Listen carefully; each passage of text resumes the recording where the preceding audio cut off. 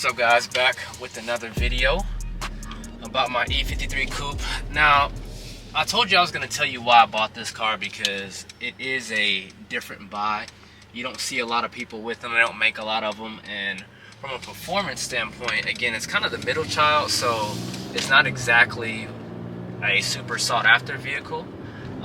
So why did I get this? Well, I was coming out of a S5, and that S5 is 2018. Full disclosure, when I was looking for one of those, I was also looking at an RS. So typically, I was like, you know what? I want an RS, I want more performance, or I wanted an E53. So why the hell would you want two of those? They're not the same. You're right, they're not. Same price point, but not the same vehicle, right? So obviously the RS5 is a better performing vehicle. It's going to compete more with the C63S and the G82. But I live in Denver, so I needed something with all-wheel drive. So that's why the RS5 comes into play, and why this vehicle, because I needed all-wheel drive at the time. My S5 was not I wouldn't say it was my daily. I had an older vehicle that I kind of drove around, but it was kind of an in-between daily. So when I was getting the next one, I thought, hey, I'm going to get something that's going to be a daily. So at the time, the G82 or G80 was not in all-wheel drive. They were coming. So this was in 2021, because that's when I ordered this car, and I got it in 2022, because it took about 9 months to get it. So long story short, I got a good deal with Mercedes. A friend of mine works for Mercedes, gave me a really good deal. I was going to get an RS. I pretty much had the deal done, and then the company I was working with kind of yanked the deal out from under me, so I said forget it, I'll stick with the E53. Now, as I was waiting, the G82 was releasing all-wheel drive. So I started doing some research. I've never been a BMW guy because of their interiors, not because I don't like the way they drive, just their interiors just weren't great to me. Now they have stepped their game up, and now I believe their interiors are, I wouldn't say they're Mercedes interior, but they're close enough. They're close enough where you're not really saying, hey, I'm taking a downgrade on getting that vehicle. So I had already had this vehicle ordered, but I'd never driven a BMW before, which really doesn't matter because I'd never driven this car either.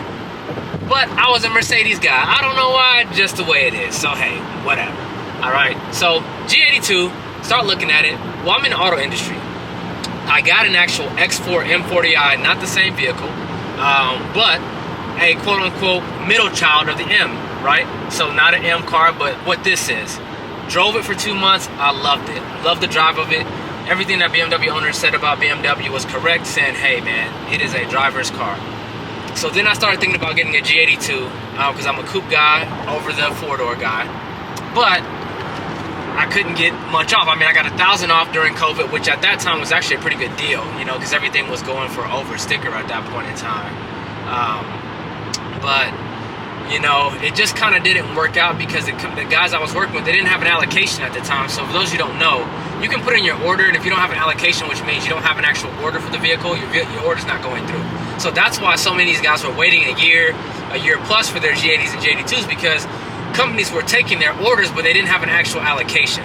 So that was my situation as well. So I said, listen, I don't know when I'm going to get this car. So let me not mess up this order, and let me keep this one. So that's what I did. So here we are. I went from the RS5, contemplated on the G82, to the E53. Now, you would say, well, why are you looking at an E53? Like, it's not a G82, and it's not a RS5. Why would you look at the C63S? I would have, and I probably would have went that route, but the reality of the situation is that vehicle is not all-wheel drive. Now, at the time, I thought this was going to be my daily. Since then, it hasn't been. I don't drive this car much. I'm barely going to hit 5,000 miles this week on it, and I've had it for over a year. So hindsight 2020, had I known then what I know now, especially with the V8s going away, I probably would have done that. But I don't regret it, because I think the interior of the E-Class, and it's a lot bigger as far as the size is concerned, but the interior is a lot nicer. The only thing I would have liked that the C63S offers that the E53 doesn't offer is basically the carbon steering wheel with the Alcantara. Other than that, there's nothing in the interior of the C that I would like that's nicer than the E-Class. You know, but here we are. So how do I feel about it after making my purchase? Well, I like the vehicle. I will say one thing that's nicer about this than the S5 is that there's just more emotion to the vehicle. The S5 had zero emotion. You had to be in Sport Sharp to get any kind of power out of it. And it just felt like you were in an A5 when you were driving it. I mean, the suspension was so soft that you didn't feel like you were in a quote-unquote performance vehicle.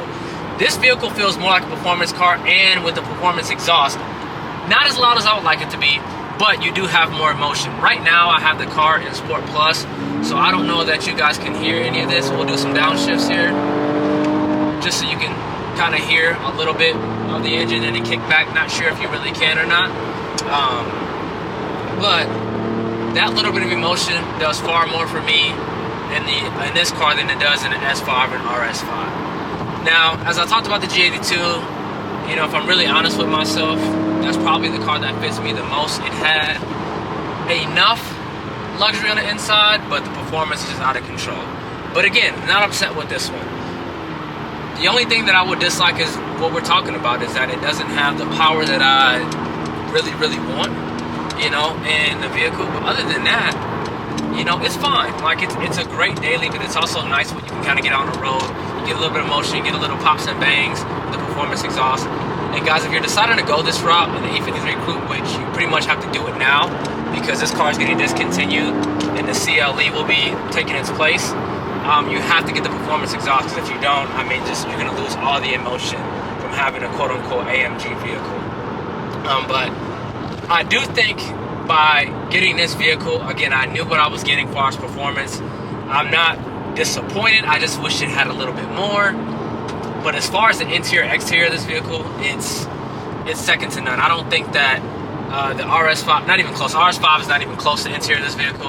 And some may like the G80s and G82s better than this, mainly because of the carbon bucket seats. If I optioned out one of those vehicles, I wouldn't have gotten the carbon bucket seats, just because I know, look, they're the best in the business. They look the best, but I just don't want to deal with the discomfort, you know, and basically the thigh area with that, like, kind of the seat coming up too much. It doesn't allow me any freedom. Like how I'm sitting now in the car, I wouldn't really be able to sit like that comfortably in a G80 or G82 with the carbon bucket seats. Other than that, I don't think that vehicle outlooks this one, and I think the G82 is mean. Now, is this vehicle as mean and as aggressive? No, it's aggressive, but what I like about it is that you can pull up. Like, this is one of those vehicles where you can pull up. You can be a real estate agent, as long as you have people in there. You can drive this vehicle. You can pull up to a fancy dinner. You don't look like you're in a race car. But also, you can pull up to a place with performance vehicles, and people will still look at it and recognize that the aggressiveness of the front end of this vehicle. So when I look at it, it's elegant and sporty and aggressive at the same time. It's kind of a combination of both. So to compare it to anything, I would say this is like wearing, if you wear a suit but you put on designer sneakers. That's what this vehicle is. Like, you're not all the way dressed up where you're saying it's a Rolls Royce or anything like that, or it's an S-Class, S63, okay? But it has some of those qualities and some of those elegant qualities from an S-Class. But it also is aggressive enough on the front end, and it has that GT four-door look on the front end that it gives you that aggressiveness. So if I compare it again, it's kind of like wearing a suit with designer sneakers. You can get in anywhere, you can still look good with your suit, and the sneakers can still hit off. But it's not going to be the same as if you got on your Christian Louis Vuitton lace-up. You know, not going to be exactly the same as that.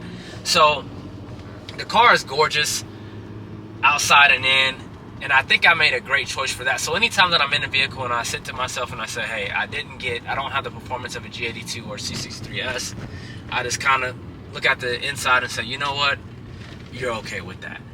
You're okay. I mean, but it is a weird buy. Like, I'm just going to be honest with you. I mean, and I went back and forth on it just because, you know, there's nothing to compare it to.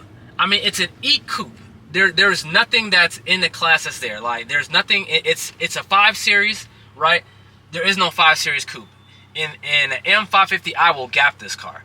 All right? It's an S6, and S6 won't gap this car, but there's no coupe. So there's really nothing to compare it to. So you're kind of just, it's just an odd buy. And if you buy this car, you have to really want it, because the resale value on it is gonna suck.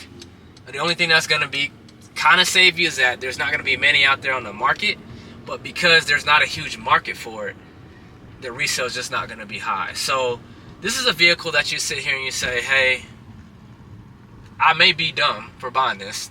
Like, it may be stupid because it doesn't give you the highest performance in its level. But again, it's just such a rare car that if somebody somebody just has to like it. You know, there's just not going to be a high market for it. But again, when we buy cars, we buy them for us. You know, you don't buy them for the next person. Again, if you get a G80, G82, the resale is going to be there. This one's not going to be there, but it's still going to be fun as hell to drive. Now, would I have loved to got an E63S? Of course. But I don't want to pay 120, 130 grand. That's a little bit out of my pay grade for that. And they only come in a sedan. In a perfect world, there would have been an E63S in a coupe, but it's not a perfect world. But this car is perfect enough for me as far as just having, listen, it's kind of a daily. It's not a dragster. I'm not going to pull up on anybody and try to gap them. I am going to look into some performance mods for it. There's not a lot out there because, again, it's an E53. But as far as the overall vehicle, the space is terrific. The leather quality is magnificent. The carbon fiber interior, the ambient lighting, the steering wheel is awesome. Everything about the build of this car, the look of it, the build of this car is grade A. So when you're looking for that, this is the car that you want if you're looking for a coupe. And if you want space that you can actually fit 4 people in the car. I don't ever have 4 people in, but if you need space for that, this is the one for you. If you're looking for something to hit the drag strip, this is not it. But that's just kind of letting you know of kind of why I bought this car and how I came to the conclusion of this. There'll be, again, more coming on this page. Don't forget to like and subscribe. And again, we'll see you on the next one. Peace.